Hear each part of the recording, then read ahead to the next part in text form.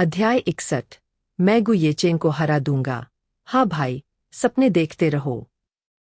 तो दोस्तों, कहानी में अब प्यार की खुशबू हवाओं में तैरने लगी थी। हुआ ये कि गु येबेई और वू मिंगर के बीच की वो जो शुरुआती झिझक थी, वो अब पूरी तरह उड़ चुकी थी। अब तो दोनों के बीच ऐसी बातचीत और ऐसी केमिस्ट्री थी जैसे बरसों पुराने प्रेमी हों। फिल्म की शूटिंग भी बड़े मजे में चल रही थी और पिछले कुछ दिनों में उन्होंने काफी काम निपटा लिया था। शुक्रवार का दिन था, हफ्ते की शूटिंग का आखिरी दिन। ब्रेक के बस 10 मिनट मिले थे और ये चारों एक साथ बैठे थे। एक तरफ वू मिंगर और गु येबेई अपनी ही हसीन दुनिया में खोए हुए थे, तो दूसरी तरफ हे शिन्यान और यांग सियू उन्हें ऐसे देख रही थीं जैसे कह रही हों, भाई, हमारे सिंगल होने का तो थोड़ा लिहाज करो। यांग सियू ने चिढ़ते हुए शिन्यान से कहा, यार शिन्यान, तू भी गु येचेंग को यहाँ ले आया कर, कम से कम हम इतने अकेले तो नहीं लगेंगे। शिन्यान ने भी मुस्कुराते हुए हामी भरी, बात तो तूने सही कही है, मुझे वाकई उसे बुलाना चाहिए। इधर गु येबेई अपनी मिंगर के लिए बड़े प्यार से मिल्क टी लेकर आया था। हद तो तब हो गई जब दोनों एक ही स्ट्रॉ से चाय पीने लगे और एक दूसरे में खो गए। यांग सियू का तो पारा ही चढ़ गया। वो बोली, बस भाई, अब ये रोमांस मुझसे और नहीं देखा जाएगा। शिन्यान, चल यहाँ से। और वो शिन्यान को घसीटते हुए वहां से ले गई। जैसे ही सेट पर यह खबर फैली कि गु येबेई और वू मिंगर डेट कर रहे हैं, तो बाकी लड़कियों के सीने पर जैसे सांप लौट गए। सब मिंगर को ऐसी खूंखार नजरों से देख रही थीं कि बस पूछिए मत। उन्हें लगता था कि गु येबेई को हॉट और बोल्ड लड़कियां पसंद होंगी, पर मिंगर तो बिल्कुल सादगी की मूरत थी। कई बार कुछ लोगों ने मिंगर के खिलाफ साजिशें रचीं, उसे डराने की कोशिश की, लेकिन हमारा गु येबेई भी कम नहीं था। जब भी मिंगर पर कोई आंच आती, वो सुपरहीरो की तरह उसे बचा लेता। वैसे तो लोग उसे थोड़ा भोला समझते थे, पर मिंगर की हिफाजत के लिए उसका दिमाग बिजली की तरह दौड़ने लगता था। खैर, दिन भर की मेहनत के बाद हे शिन्यान खुद गाड़ी चलाकर घर लौटी। आजकल वो अक्सर ऐसा ही करती थी ताकि गु येबेई और मिंगर को साथ में वक्त बिताने का मौका मिल सके। जब वो घर पहुंची, तो उसने देखा कि ली युयान अभी तक घर नहीं आई थी। अब जरा कहानी के दूसरे रुख पर चलते हैं। एक बहुत ही महंगे अपार्टमेंट के कमरे में ली युयान और सु झिमिंग एक साथ थे। दोनों के बीच नजदीकियां बड़ी थीं और अब वो सुकून से लेटे हुए थे। ली युयान सु झिमिंग के सीने पर अपनी उंगलियों से निशान बना रही थी और बड़ी मासूमियत से पूछा, झिमिंग, तुम्हारा वो नया प्रोजेक्ट कैसा चल रहा है? कामयाब होगा ना? सु झिमिंग ने आंखें खोलते हुए कहा, अभी तो वो लॉन्च नहीं हुआ है, पर तुम क्यों पूछ रही हो? ली युयान ने फौरन अपना बेचारी वाला चेहरा बनाया और मुंह फुलाकर बोली, झिमिंग, अब मेरा तुम्हारे सिवा है ही कौन? तुम्हें बहुत मेहनत करनी होगी। तुम्हें पता है, वो है शिन्यान, वो मुझे कितना सताती है। वो मेरा मजाक उड़ाती है कि मैंने तुम्हें क्यों चुना, पर मैं क्या करूं, मैं तुमसे प्यार करती हूं ना, इसलिए इतने सालों से तुम्हारा साथ नहीं छोड़ा। और अब तो वो गु कॉरपोरेशन के मालिक गु येचेंग के साथ घूम रही है और हर वक्त मुझे और तुम्हें नीचा दिखाती है। झिमिंग, तुम्हें कुछ करना होगा। ये सुनते ही सु झिमिंग के माथे पर बल पड़ गए। गुस्से में उसके नथुने फूलने लगे। उसने चिढ़कर कहा, पता नहीं उस अमीर जादे के पास वो कैसे पहुंची। पक्का उसने घटिया रास्ता अपनाया होगा। ली युयान ने भी हाँ में हाँ मिलाई। सु झिमिंग ने उसे अपनी ओर खींचते हुए बड़े घमंड से कहा, तुम फिक्र मत करो, मेरी कंपनी बहुत आगे जाएगी। मैं इतनी मेहनत करूंगा कि एक दिन मैं उस गु येचेंग को हरा दूंगा। अब दोस्तों, सच तो ये है कि सु झिमिंग का ये सपना किसी पागलपन से कम नहीं था। गु येचेंग को हराना। भाई, थोड़ा तो जमीन पर आ जाओ। इधर शिन्हे एस्टेट्स में हे शिन्यान का डिनर बहुत ही बोरिंग और खामोश रहा। वो जल्दी से खाना खाकर अपने कमरे में आ गई और मिंगर को फोन लगाया। मिंगर, क्या कर रही हो? शिन्यान ने बालकनी से गु येचेंग के घर की तरफ देखते हुए पूछा। मिंगर ने शर्माते हुए बताया कि वो अभी घर पहुंची है। जब शिन्यान ने कुरेदकर पूछा कि क्या वो वाकई गु येबेई को पसंद करने लगी है, तो मिंगर ने दिल से कहा, हाँ शिन्यान, मुझे वो बहुत अच्छा लगता है। भले ही ये सब बहुत जल्दी हुआ, पर मुझे लगता है वो मेरे लिए सही है। तभी मिंगर ने एक जबरदस्त खुशखबरी दी। शिन्यान, इस संडे शूटिंग नहीं है, इसलिए मैंने तुम्हारे लिए एक काम ढूंढा है। तुम्हें हुआली ब्रांड के मेकअप एड के लिए चुना गया है। शिन्यान तो खुशी के मारे उछल पड़ी। अभी तो उसका करियर शुरू ही हुआ था और उसे एक बड़ा विज्ञापन मिल गया था। दोनों ने देर तक खुशी में बातें की। रात का वक्त था। सन्नाटा चारों तरफ फैल चुका था। गु येचेन हमेशा की तरह शिन्यान के पास आया। दोनों एक ही कंबल में सिमटे हुए थे। शिन्यान का सिर उसके मजबूत सीने पर था।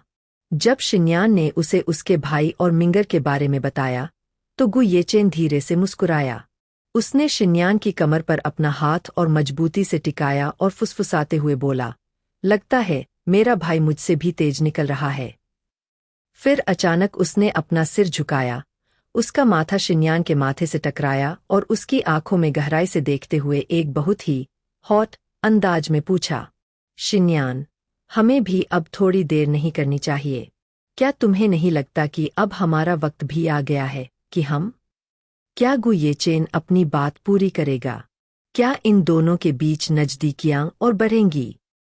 तैयार हो जाइए, क्योंकि कहानी अब एक ऐसे मोड़ पर है जहां एक तरफ प्यार की मासूमियत है और दूसरी तरफ साजिशों का जाल। चलिए शुरू करते हैं।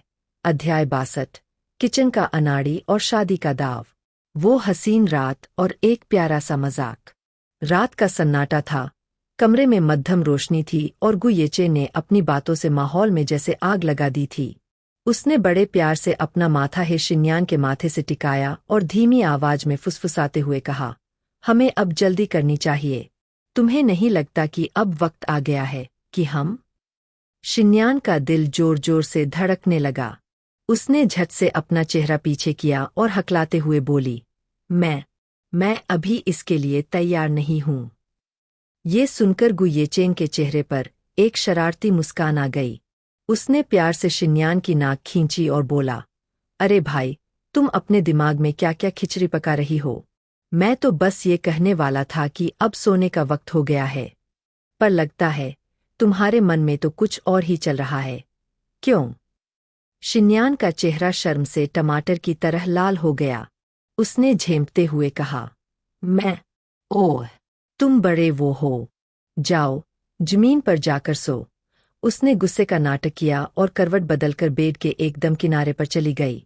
लेकिन हमारा गु येचेन कहाँ मानने वाला था। वो बड़े बेशर्म अंदाज में खिसक कर उसके पास पहुंच गया और उसे पीछे से गले लगाकर बड़े आराम से सो गया।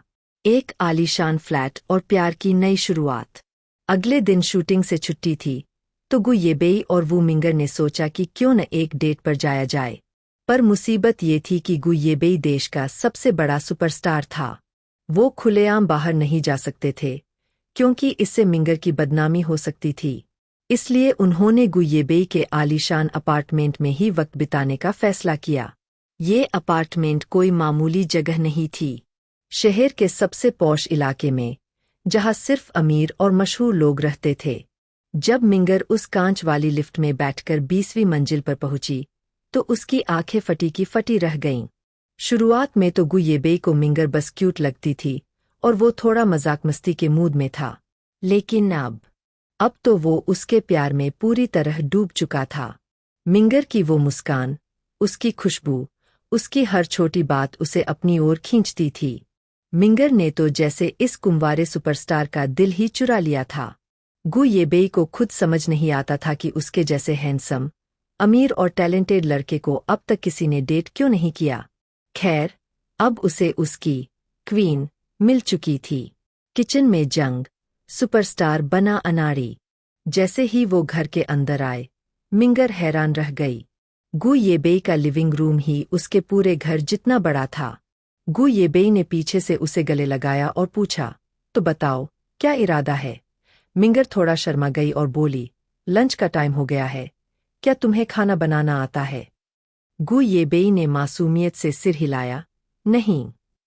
तय ये हुआ कि मिंगर खाना बनाएगी और गु येबेई उसका असिस्टेंट बनेगा।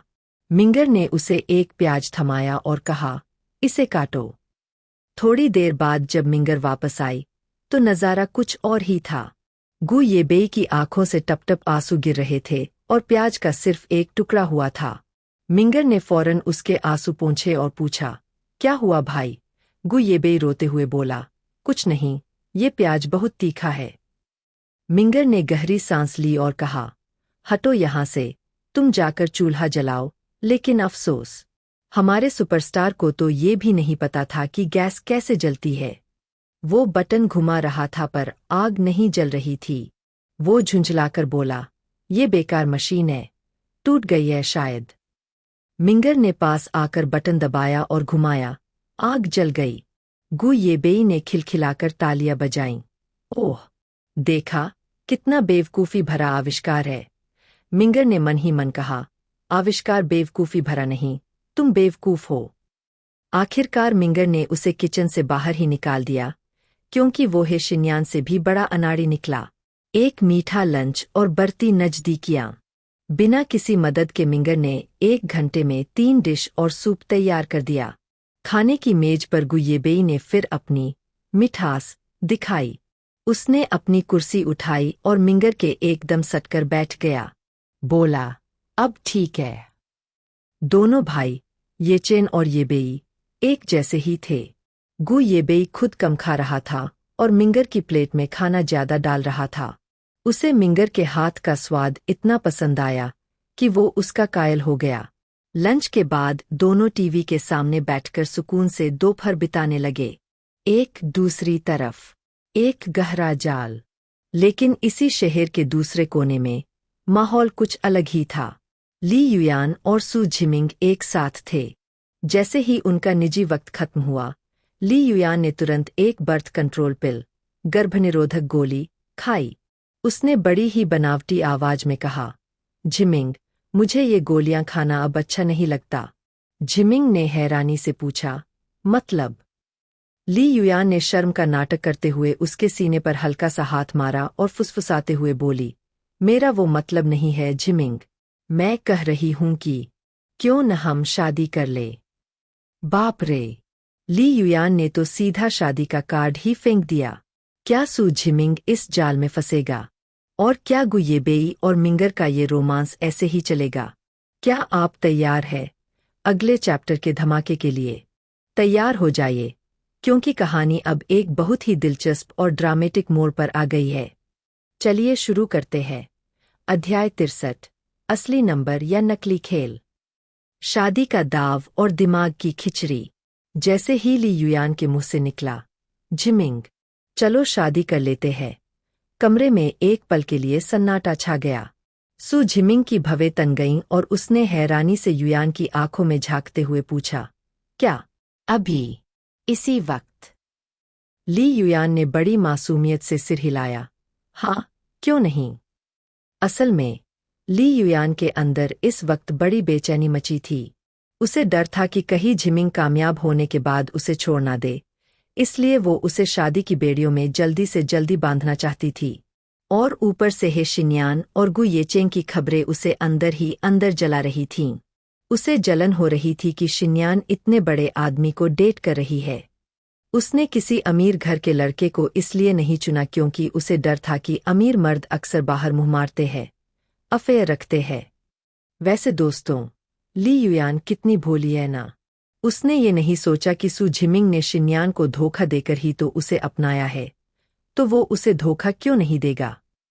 खैर, ली युयान का प्लान सीधा था, झिमिंग को अपने ऊपर निर्भर करो ताकि वो उसे छोड़ ना सके, और फिर उसकी कामयाबी के दम पर हे शिन्यान को नीचा दिखाओ। उसने झिमिंग पर दबाव डाला। तो क्या सोचा तुमने? झिमिंग ने एक ठंडी सांस ली और बोला, तुम्हें लगता है तुम्हारे पापा मानेंगे? ये नामुमकिन है। ली युयान को भी यही डर था, पर उसने हिम्मत नहीं हारी। वो झिमिंग के ऊपर लेट गई और उसके सीने पर सिर रखकर लार जताते हुए बोली, तुम्हें क्या पता, हमें कोशिश तो करनी चाहिए ना। झिमिंग। सच तो ये था कि सू झिमिंग अभी शादी के लिए बिल्कुल तैयार नहीं था। उसे तो उम्मीद भी नहीं थी कि युयान अचानक ये बम फोड़ देगी। लेकिन उसने सोचा कि हे शिन्यान तो अब उसके हाथ से निकल चुकी है, और ली युयान भी कम से कम है परिवार की बेटी तो है ही। उसे अपनी कंपनी के लिए एक मजबूत सहारे की जरूरत थी। उसने सोचा, चलो ये सौदा बुरा नहीं है। आखिरकार उसने कही दिया, ठीक है, हम कोशिश करेंगे। ये सुनते ही ली युयान की खुशी का ठिकाना ना रहा और उसने झिमिंग को चूम लिया। शूटिंग का ग्लैमर और लाल रंग का जादू। अगले दिन हे शिन्यान सुबह सुबह एक विज्ञापन एडवर्टाइजमेंट की शूटिंग के लिए निकल गई। शूटिंग एक बड़े से गोदाम वेयरहाउस में हो रही थी। जैसे ही शिन्यान अंदर पहुंची, उसने देखा कि सब काम में जुटे हुए हैं। डायरेक्टर झाओ किसी हैंडसम नौजवान से बात कर रहे थे। वो लड़का काफी लंबा और आकर्षक था, पर जाहिर है हमारे गुयेचेंग के आगे तो सब फीके थे। डायरेक्टर ने शिन्यान को देखते ही कहा, अरे हे शिन्यान, आओ आओ, ये है सोंगजुन, तुम्हारे को स्टार। ये भी इस इंडस्ट्री में नए हैं। शिन्यान का तो जैसे दिमाग ही घूम गया। उसने वो मिंगर की तरफ देखा जो बेचारी अपराधी की तरह नजरें चुरा रही थी। शिन्यान ने उसे चिमटी काटते हुए फुसफुसाकर कहा, मिंगर, तूने बताया क्यों नहीं कि ये मेरा अकेले का शूट नहीं है? मिंगर ने मासूमियत का मुखौटा पहनकर कहा, आउच, सॉरी, मैं भूल गई थी। शिन्यान ने आंखें मटकाते हुए कहा, हा, तू तो जैसे सब भूल ही जाती है। खैर, मिंगर ने उसे समझाया कि मुश्किल से ये ब्रांड मिला है और गुयेचेन वैसे भी टीवी नहीं देखते, तो डरने की कोई बात नहीं है। जब शिन्यान तैयार होकर बाहर आई, तो सबका मुंह खुला का खुला रह गया। उसने चटक लाल रंग की बोल्ड ड्रेस पहनी थी, जो उसकी जांघों तक थी। उसके होठों पर वही गहरा लाल रंग था, जो उसकी खूबसूरती में चार चांद लगा रहा था। सोंग जुन ने भी उसी रंग का सूट पहना था। शूटिंग शुरू हुई। पहला सीन शिन्यान का था। वो एक कॉफी शॉप में दाखिल होती है और अपने बालों को एक झटके से पीछे करती है। स्लो मोशन में ये सीन कातिलाना लग रहा था। फिर वो चाय पीती है और अपनी लिपस्टिक पोंछ लेती है। तभी सोंग जुन की एंट्री होती है। सब उसे देखने लगते हैं, यहाँ तक कि शिन्यान भी।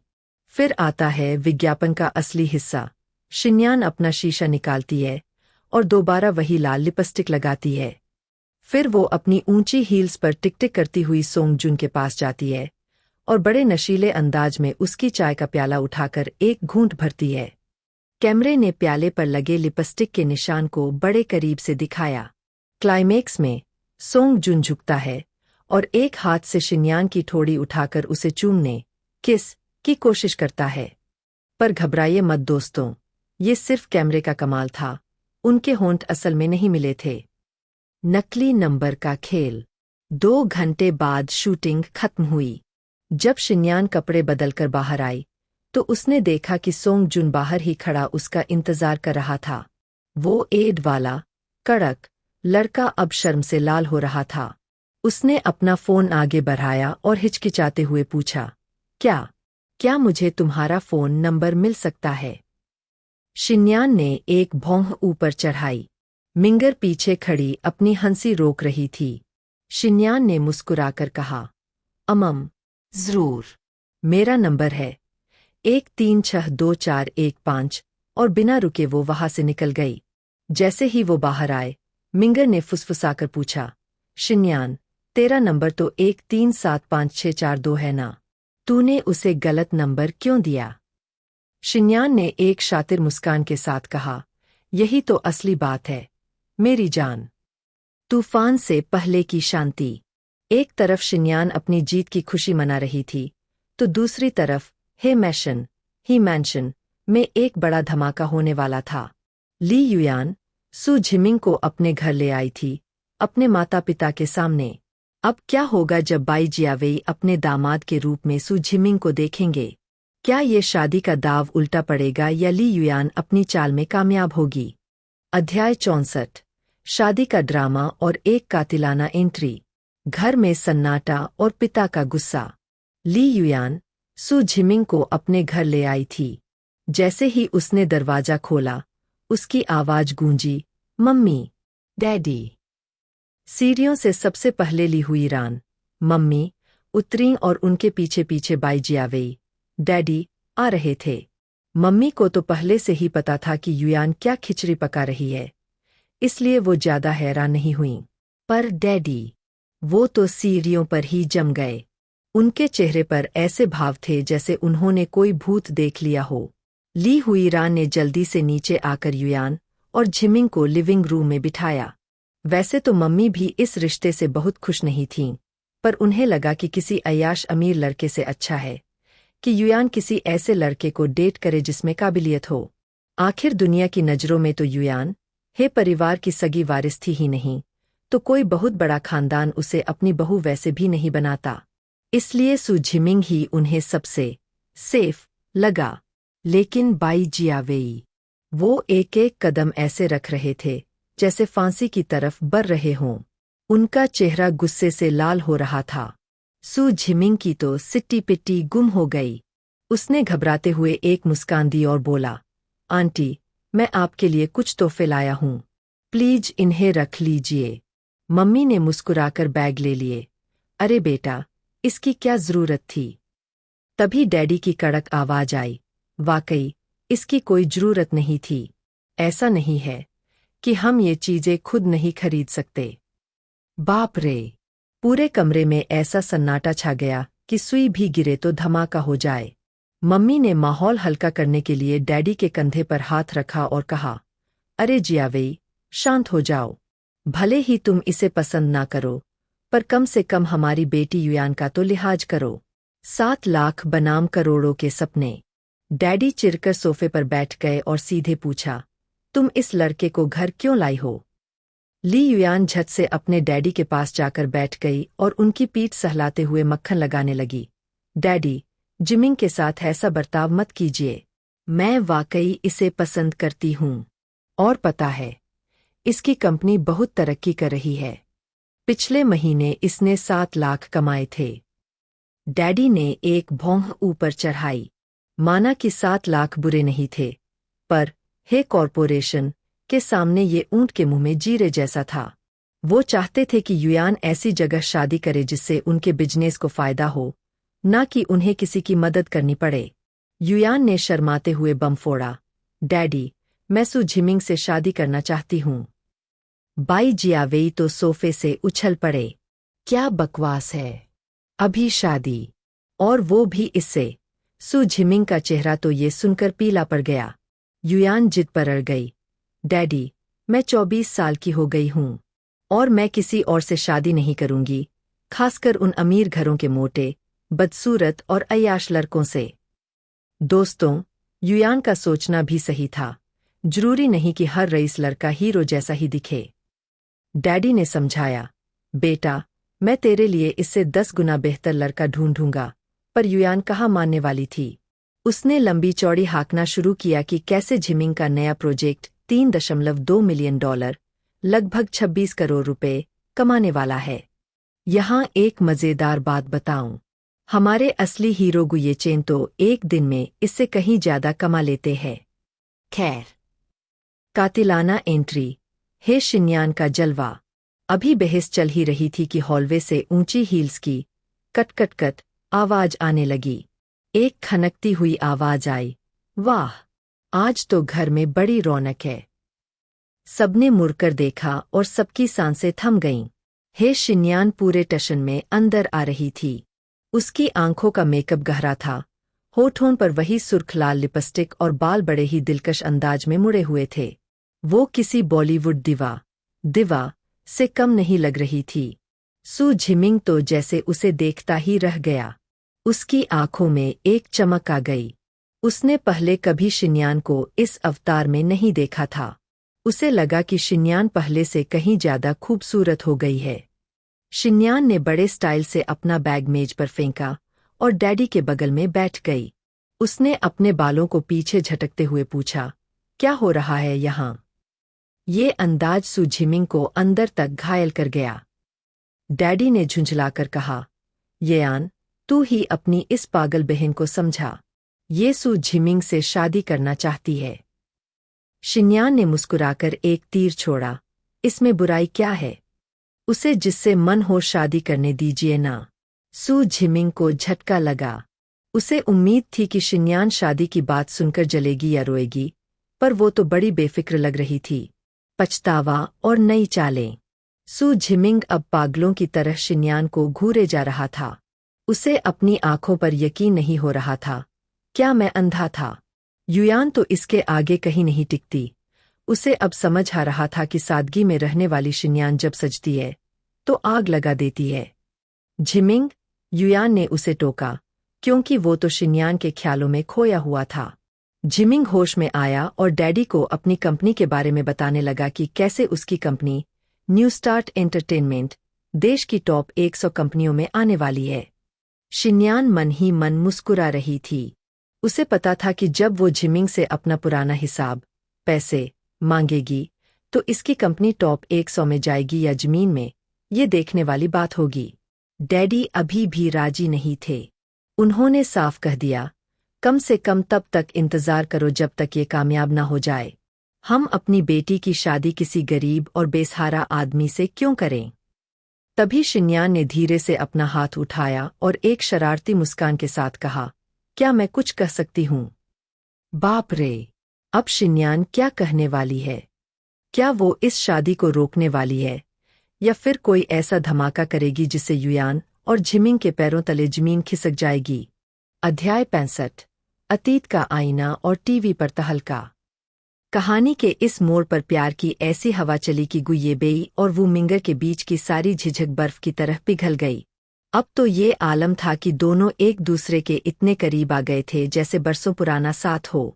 शूटिंग के सेट पर ब्रेक के दौरान जब सब बैठे होते तो ये दोनों अपनी ही दुनिया में खोए रहते। हद तो तब हो गई जब गुयेबेई मिंगर के लिए मिल्क टी लाया और दोनों एक ही स्ट्रॉ से पीने लगे। ये नज़ारा देखकर हे शिन्यान और उसकी सहेली यांगसियू का तो मुंह ही बन गया। यांगसियू खींचकर बोली, यार, ये रोमांस अब बर्दाश्त के बाहर है। शिन्यान, तू भी अपने गुयेचेंग को यहाँ बुलाया कर ताकि हम इतने अकेले ना लगे। इधर सेट पर बाकी लड़कियां मिंगर को ऐसी नजरों से घूर रही थीं जैसे उसे कच्चा चबा जाएंगी। उन्हें यकीन ही नहीं हो रहा था कि सुपरस्टार गुयेबेई को एक इतनी सीधी सादी लड़की पसंद आ गई।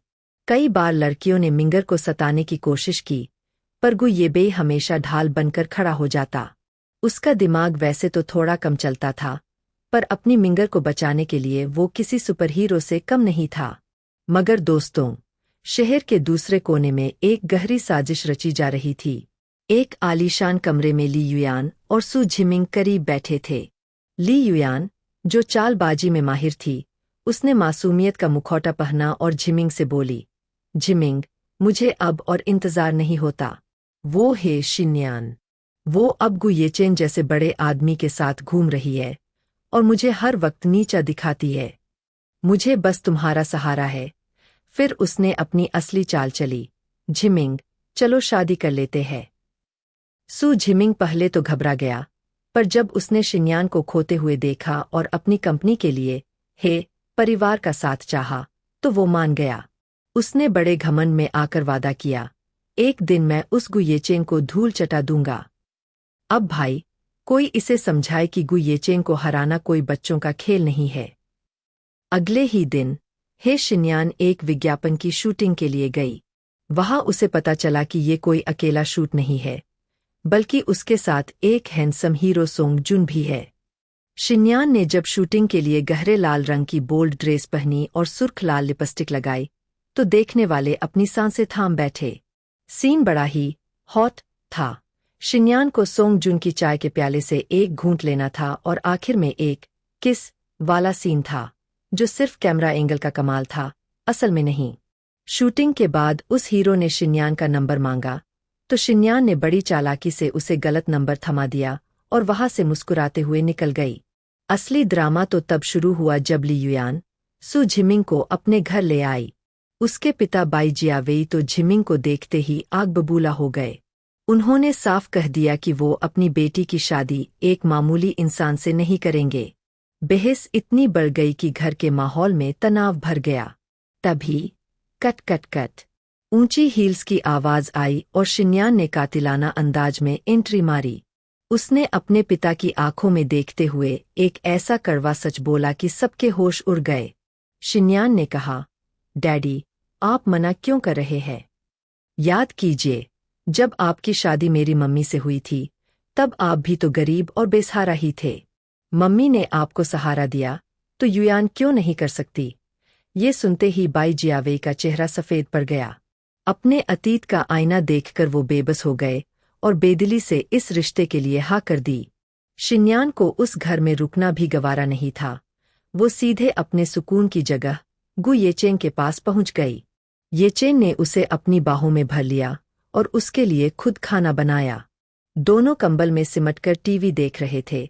तभी अचानक ब्रेक में वही विज्ञापन चलने लगा जो शिन्यान ने शूट किया था। टीवी स्क्रीन पर शिन्यान अपनी उसी बोल्ड लाल ड्रेस में थी। वो सोंग जुन के करीब जा रही थी और फिर वो किस वाला सीन आ गया। कमरे में सन्नाटा छा गया।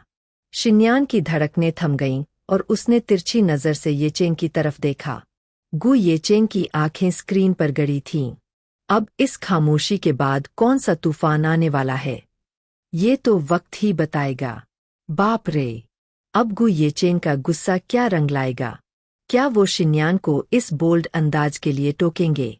क्या आप जानना चाहते हैं कि अगले चैप्टर में क्या होगा?